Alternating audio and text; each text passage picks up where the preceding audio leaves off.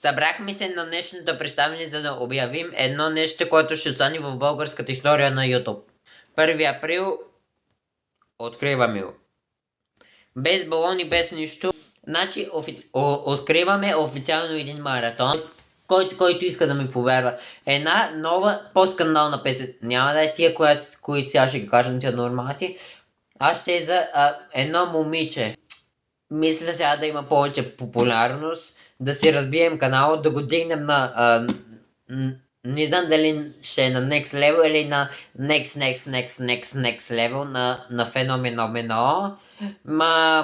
И сега конкретно само да ви кажа, че само в този канал, в главния ще качвам. Няма да се завършам в ония другия канал, защото поне за сега за този април месец, дето сега го обявявам маратона. Накратко този маратон целият ще гласи много песни.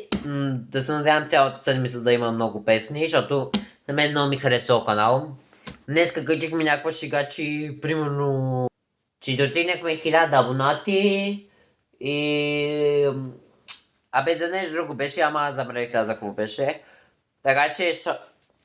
Значи първо ще тренираме, после песни, ще останете възхитени от този моят канал, така че абонирайте се, ако някой не е абонирал. Ако някой не се е абонирал, така че ще превземем YouTube обществото.